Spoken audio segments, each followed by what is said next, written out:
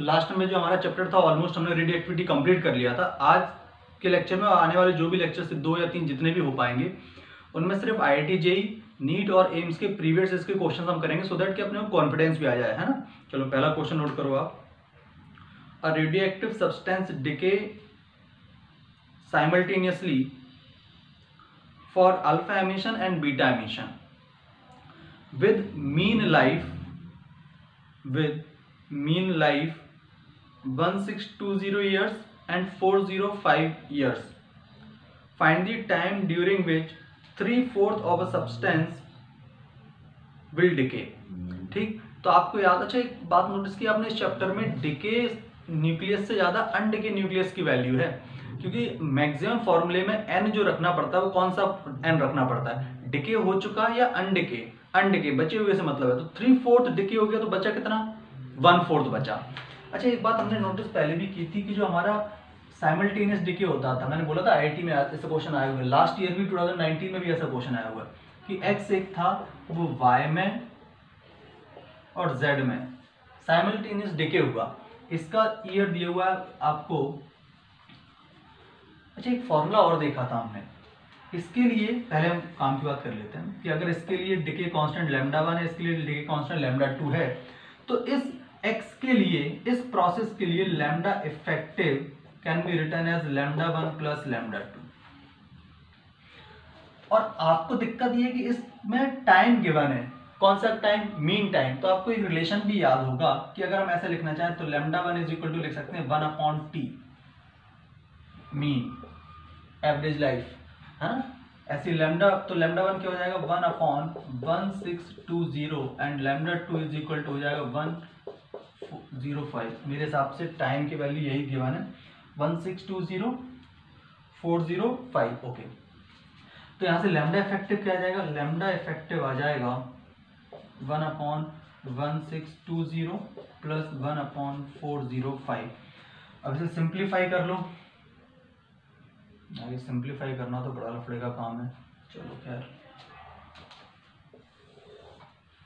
कितना हो जाएगा, lambda effective is equal to, ये कुछ टाइम कैंसिल आउट हो रहा है क्या, ऐसे ही रख देते हैं, 1620 मल्टीप्लाई बाई 405, तो ऊपर कितना हो जाएगा 1620 और 405, 1620 और 405,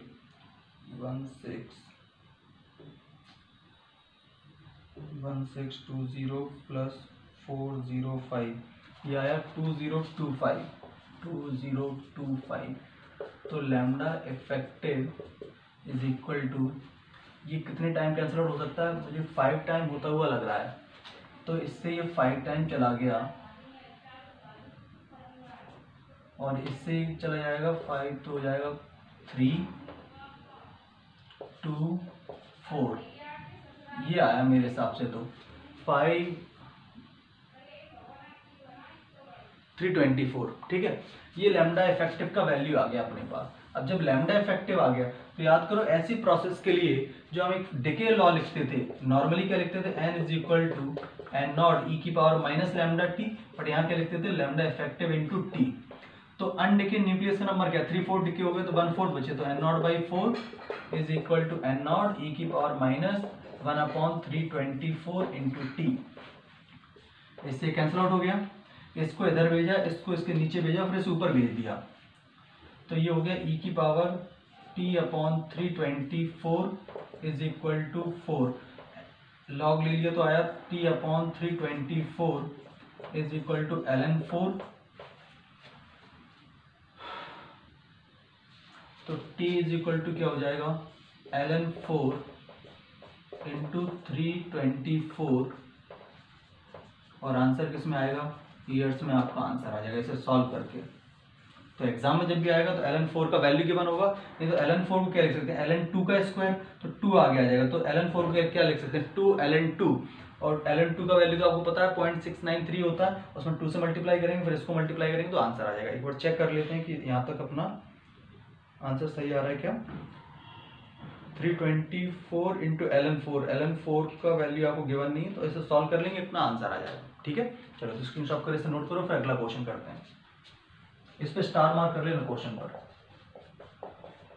ऐसा क्वेश्चन नीट में इस साल आ सकता है, तो आप ध्यान रखें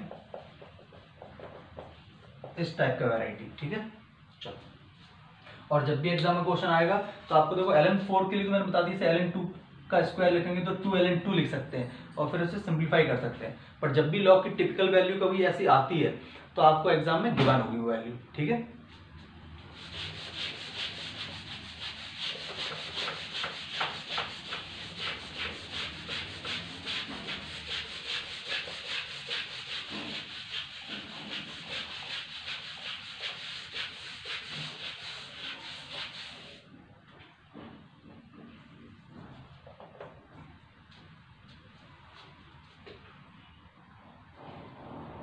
अगला क्वेश्चन नोट करो, find the half life of U238। कैसे लिखना है U238? इस तरह से, given that find the half life of U238, given that 3.32 into 10 to the minus 7 gram 3.32 into 10 to the minus 7 gram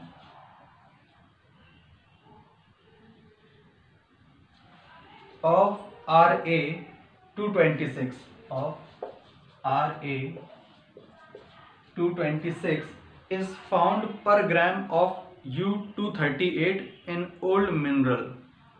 Given that half life of Ra226 is 1600 years। Question एक बार फिर repeat कर देता हूं, क्या है,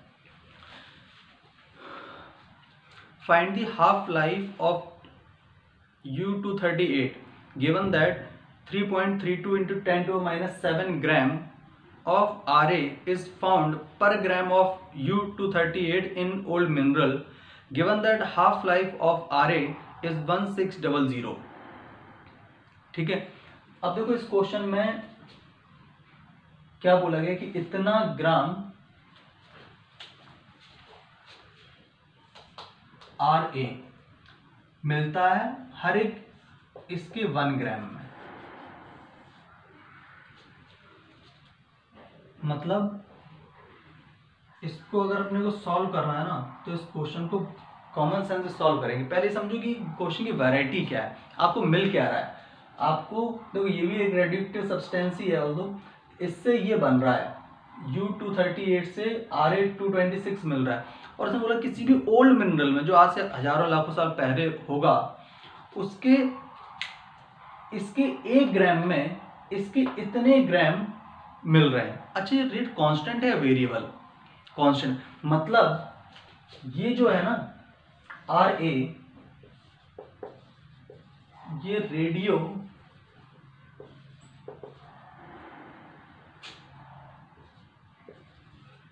एक्टिव इक्विलिब्रियम में है। मैंने एक चीज बताई थी आपको कि अगर इससे A1 से A2 बना और A2 से A3 बन रहा है, बट A1 से जो A2 बना और A2 से A3 बना, और मैं बोलूँ A2 जो है ना रेडियो एक्टिव इक्विलिब्रियम में है, तो ऐसा कब होता था? याद करो, ऐसी चीज बताई हुई थी कि ये A1 है, इससे A2 बन रहा है और इससे A3 बन रहा है। किसी भी टाइम पर इसके अंड के N1 है, N2 है और N3 है। ये λ1 है, ये λ2 है। तो इसके रेडियोएक्टिव इक्विलिब्रियम के लिए हमने क्या लिखा था, λ1 into N1 is equal to λ2 into N2। ये फॉर्मूला बताया था और इस पर इंपोर्टेंट मार्क भी कराया था। तो अब लॉजिकली सोचो, इसने इस पर्टिकुलर क्वेश्चन में क्या बोला गया। इसने ये बोला कि इसके 1 ग्राम में हमेशा इतना मिलता है। मतलब ये दोनों किस में है, रेडियोएक्टिव इक्विलिब्रियम में। मतलब हम ऐसा बोल सकते हैं कि इसके लिए जो λ1 होगा और इसके लिए अगर कुछ λ2 है, तो हम ऐसा लिख सकते हैं कि λ1 लिखा ही हुआ है, although λ1 N1 is equal to λ2 into N2। और अपने कैलकुलेट क्या करना है, कैलकुलेट करना है, कहाँ गया,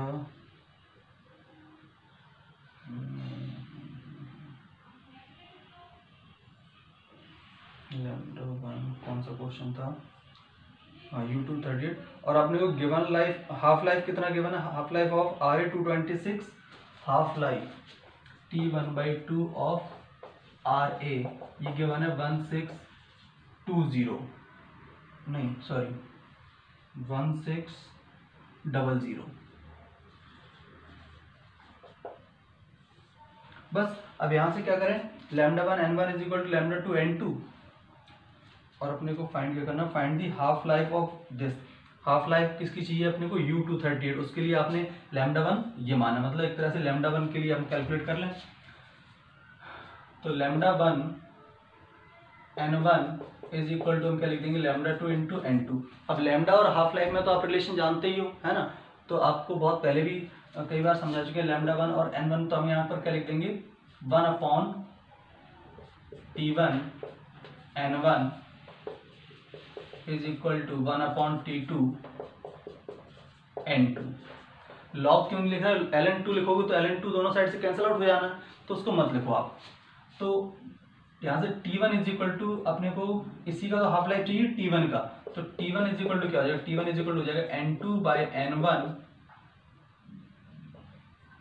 T1 इज इक्वल टू क्या हो जाएगा, नहीं T1 इज इक्वल टू हो जाएगा n1/n2, sorry n1/n2 into T2। बस सारी वैल्यू सब्स्टिट्यूट कर दो, आंसर आ जाएगा। तो T1 इज इक्वल टू क्या हो जाएगा, T1 इज इक्वल टू हो जाएगा n1। n1 को क्या लिखा जा सकता है, इसका मास इंटू 238, तो 1 इंटू 238 अपॉन n2 कितना हो जाएगा, 226 इंटू दिस, 226 इंटू इसका mass that is 3.32 into 10⁻⁻7 into 1600। अब इसको सॉल्व कर देंगे, जो भी आएगा वो आंसर ईयर्स में आएगा, है ना। मैं इसे सॉल्व नहीं कर रहा, आप इसे सॉल्व कर लेना, ठीक है। तो चलो नोट कर लो ये चीज़, है ना। यहाँ पर आप चाहो तो ln2 लिख के उसे कैंसिल आउट कर सकते हो, तो कोई फर्क नहीं पड़ने वाला ऑल दो, ठीक। चलो अगला क्वेश्चन करते हैं। देखो अब अगला क्वेश्चन जो है ना, ये एडवांस के लिए, नीट के स्टूडेंट इस क्वेश्चन को, जो अभी क्वेश्चन मैं बोल रहा हूँ, इसे स्किप कर सकते हैं, कोई ज़रूरत नहीं है, आएगा भी नहीं कभी, बट एडवांस में आएगा, मेंस में नहीं आएगा। अ रेडियोएक्टिव न्यूक्लियाई, इससे पहले हटा देता हूँ मैं।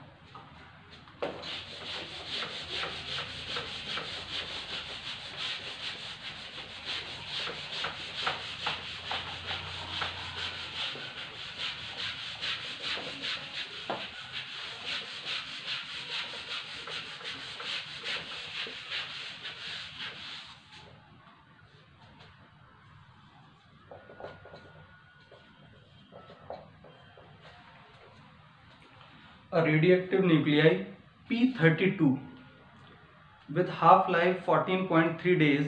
P32 अब आप लोग समझ गए होंगे, ऐसे लिखना है, हाफ लाइफ मतलब इसका T1/2 गिवन है आपको 14.3 days.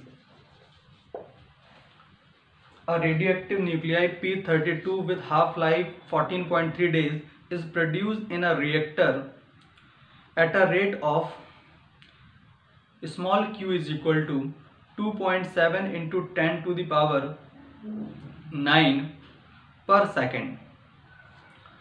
How soon after the beginning of production of radioactive nuclei its activity will be 10⁻9 disintegration per second? मैं एक बार क्वेश्चन रिपीट कर देता हूँ, अच्छा क्वेश्चन है। A radioactive nuclei P32 with half life 14.3 days is produced in a reactor at a rate of small q, rate given है, small q से denote किया है, small q is equal to 2.7 into 10⁻9 per second. How soon after the beginning of production of radioactive nuclei its activity will be 10⁻9 disintegration per second? पहले question का data मैं बाद में ले लूंगा, पहले इस क्वेश्चन को प्रोसेस को समझो, कैसे अप्रोच करना चाहिए। एक चीज हमने अभी रिसेंटली ही लास्ट इससे जो पहला वाला लेक्चर था उसके लास्ट सेगमेंट में पढ़ी थी कि जो एक्युमुलेशन रेट होता था किसी भी, जस्ट A2 का एक्युमुलेशन रेट लिखा था, तो A1 से अगर A2 बना और A2 से फर्दर A3 बना, t इज इक्वल टू 0 पर ये n0 था, ये 0 था, ये 0 था। किसी भी t टाइम पर ये n1 था, ये n2 था, ये n3 था। तो A2 के एक्युमुलेशन का रेट मतलब dn/dt एक तरह से हमने लिखा था इसके डिसइंटीग्रेट होने का रेट λ1 n1 और इसके A1 के डिसइंटीग्रेट होने का रेट बोल दो या A2 के फॉर्म होने का रेट, वो हमने क्या लिखा था λ1 n1 और इसके डिसइंटीग्रेट होने का रेट माइनस λ2 इंटू n2, ये लिखा था। ये क्या चीज था? क्या this is the production rate, ध्यान समझना, प्रोडक्शन रेट ऑफ A2 जिसके एक्युमुलेशन की बात हो रही है। प्रोडक्शन रेट है, इसके डिसइंटीग्रेट होने का रेट या इसके प्रोड्यूस होने का रेट। और ये क्या है? डिसइंटीग्रेशन रेट ऑफ A2, कितना प्रोड्यूस हुआ उसमें से कितना डिसइंटीग्रेट हो गया, दोनों को सब्ट्रैक्ट करो, then we will get the accumulation rate of A2। ऐसे किया था। तो इस पर्टिकुलर क्वेश्चन में भी हम ऐसा लिख सकते हैं क्या, dn/dt is equal to small q minus lambda into n।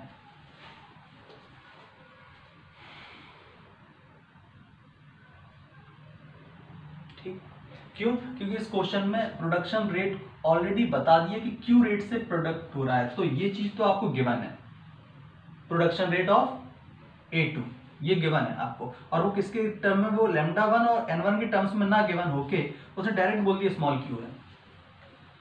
अब A2 के डिसइंटीग्रेट होने के लिए डिके कांस्टेंट मैंने λ2 की जगह लैम्डा यूज कर लिया और इसके हमने किसी भी टाइम पर जो न्यूक्लियाई थे वो n2 की जगह n मान लिए, बस क्लियर है प्रोसेस। अब बस इसे फर्दर सॉल्व कर देंगे तो क्या आ जाएगा, dn डेटा बाद में ले लेंगे, dn minus q minus lambda n is equal to dt, integration कर देंगे तो dt का इंटीग्रेशन तो क्या हो जाएगा t,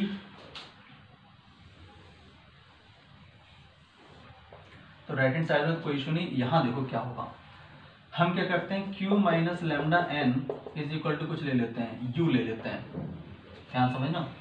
तो यहाँ पर क्या हो जाएगा, इसका 0 हो जाएगा, minus of lambda is equal to du upon dn, दोनों साइड डिफरेंशिएट किया तो dn का वैल्यू यहाँ से क्या आ गया, dn का वैल्यू आ गया minus du upon lambda.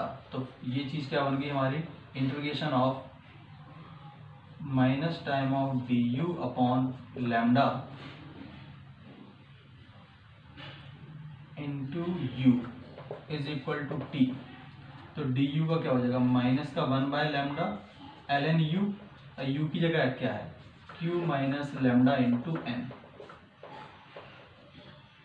Is equal to t। अच्छा यहाँ लिमिट क्या लगाइए, 0 से t। अब ये देख लेते हैं कि न्यूक्लियाई के लिए क्या क्या गिवन है अपने को।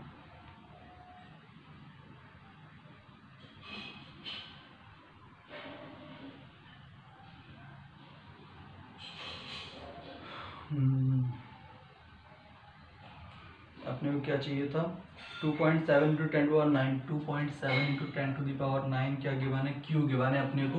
मैं साइड में लिखता हूँ डेटा, प्रोडक्शन रेट ऑफ कितना गिवन है, 2.7 इंटू 10 टू द पावर 9 पर second.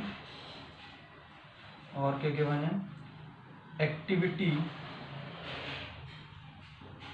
10 to the power 9, activity 10 to the power 9 कितने टाइम पर हो जाएगी ये बताना है, ठीक है। तो अब एक बात तो समझो, लिमिट्स क्या लगाएंगे आप, जब टाइम 0 था तो A2 कितना प्रोड्यूस हुआ था, 0, क्योंकि 0 टाइम पर तो सिर्फ यही था, इससे बाद में ये प्रोसेस हुई ना। तो यहाँ पर हम क्या लगाएंगे 0, और किसी भी t टाइम पर मान लो कितने न्यूक्लियस बन गए इसके n, यही तो हमने लिखा।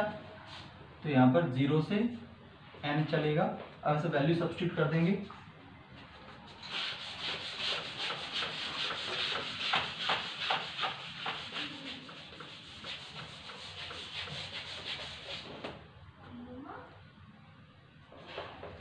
क्या आ जाएगा, यहाँ पर 0 to n लिख देता हूँ,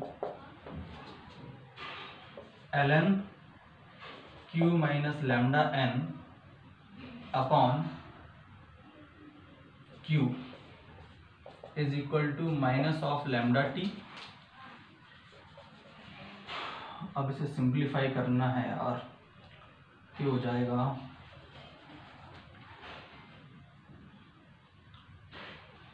Q minus lambda N upon Q is equal to E की power minus lambda into T. तो क्यू से डिवाइड कर दो या फिर ये तो आ गया अपने को गिवन क्या क्या है, इसकी हाफ लाइफ गिवन है और क्यू का वैल्यू तो गिवन है ही अपने को, और एक्टिविटी गिवन है एक तरह से। अच्छा एक्टिविटी ध्यान से देखो, इस चीज में क्या है, एक्टिविटी ये चीज है लैम्डा इंटू एन, और हाफ लाइफ से क्या निकल आएगा, इसका लैम्डा निकल आएगा। अभी इसमें बहुत सारी कैलकुलेशन करना बाकी है, तो इसे ऐसा लिख देते हैं। अपने को तो क्या चाहिए, अपने को तो टाइम चाहिए ना, तो इतना टाइम चाहिए तो इतना क्यों करें, एल में कन्वर्ट नहीं करते हैं हम, simply t is equal to लिख देंगे 1 upon lambda ln q upon q minus lambda into N. समझ गए ना, माइनस साइन से इसको उल्टा कर दिया, तो t is equal to 1 upon lambda. अब 1 अपॉन लैम्डा कैसे निकालोगे, लैम्डा इज इक्वल टू होगा 1 अपॉन टी हाफ, तो सीधा ऊपर पहुंच जाएगा टी हाफ, और यहाँ पर हो जाएगा ln q का वैल्यू गिवन है, that is 2.7 into 10 to the power 9 upon 2.7 into 10 to the power 9 minus. अच्छा लैम्डा इंटू एन ये चीज होती है एक्टिविटी ऑफ द सैंपल, है ना। एक्टिविटी ऑफ सैंपल कितनी गिवन है, 10 टू द पावर 9 गिवन है। अब इसे सिंप्लीफाई तो किया जा सकता है, इसमें कोई भी रॉकेट साइंस नहीं है, तो आप वैल्यू सब्स्टिट्यूट करो और आपका आंसर आ जाएगा। ये था एडवांस का क्वेश्चन, ठीक है। तो it's a very good question, आप इसको स्टार मार्क लगा लो, एडवांस के लिए ऐसा क्वेश्चन आ सकता है। सिंप्लीफाई कर लेना, आपको समझ में आया। अरे लैम्डा के लिए क्या रख दिया, 1 अपॉन टी हाफ, तो वो टी हाफ का चला गया ऊपर, और लैम्डा इंटू एन क्या होता था, एक्टिविटी ऑफ द सैंपल, और उसमें गिवन है कि वो टाइम पता करो जब एक्टिविटी इतनी रह गई है, तो वो वैल्यू यहाँ रख दी 10 टू 9, ठीक है। चलो स्क्रीन स्टॉप करके नोट करो, अगला क्वेश्चन करते हैं।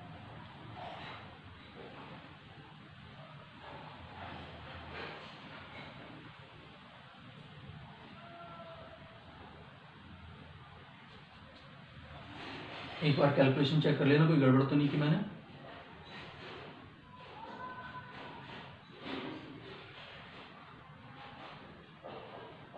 हाँ एक छोटी सी मिस्टेक कर दी मैंने, लैम्डा इज इक्वल टू 1/2 नहीं होता ना, T half is equal to log 2 by lambda होता है, तो लैम्डा की जगह क्या हो जाएगा log 2, ऊपर आ जाएगा टी हाफ बाई ln 2, ये आएगा, सॉरी, है ना। आई होप समझ में आ गया होगा आपको, वो मैंने एवरेज लाइफ लिख दिया था, ये होगा करेक्ट। टी हाफ गिवन है वो आपको 14.3 डेज, log 2 पता होता है, ये सारी वैल्यू रखेंगे आंसर आ जाएगा, ठीक। अगला क्वेश्चन नोट करो।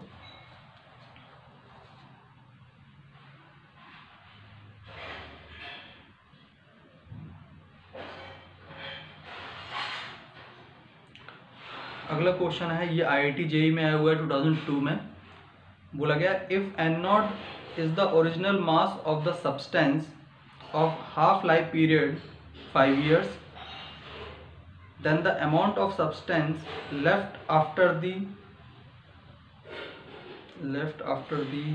कितने ईयर बोला है, left after the 15 year, then the amount of substance left over 15। Question फिर से तो नहीं बोलना, मैं एक बार बोल देता हूँ अगर रहेगा। If N not is the original mass of the substance of half life 5 year, then the amount of substance left after the 15 years, and options are n naught by 8, n naught by 16, n naught by 2 and n naught by 4।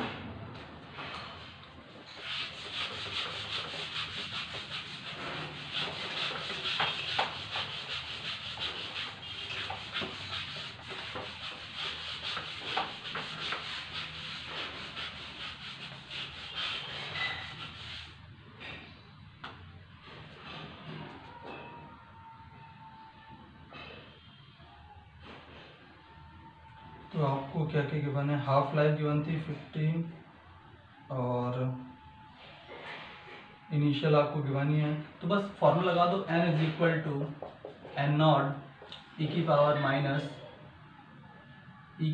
मत लगाओ, वो वाला formula था ना 2 की power minus small T upon T half, क्योंकि ये दोनों वैल्यू अपने गिवन है। तो n कितना रह जाएगा वही बताना है। तो एन नॉट 2 की पावर माइनस टी कितना हो जाएगा, -15/5। तो n is equal to N not 2 की पावर -3, तो n इज इक्वल टू क्या हो जाएगा, एन नॉट बाई 2 की power 3 this is equal to N not by 8।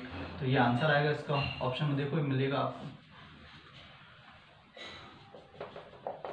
ठीक है, तो अब इसमें आप देख रहे हो कि अगर फॉर्मूले याद है, थोड़ा थोड़ा लॉजिक याद है, तो बहुत ही इजी क्वेश्चन होते हैं। और केमिस्ट्री में ऑल बहुत डिटेल में ये केमिकल काइनेटिक्स में पढ़ाए जाते हैं, बट जितना मैंने पढ़ा दिया उतना कर लोगे, फिजिक्स का कहीं भी कोई क्वेश्चन बाहर नहीं जाना है आपका। ठीक है, चलो इसके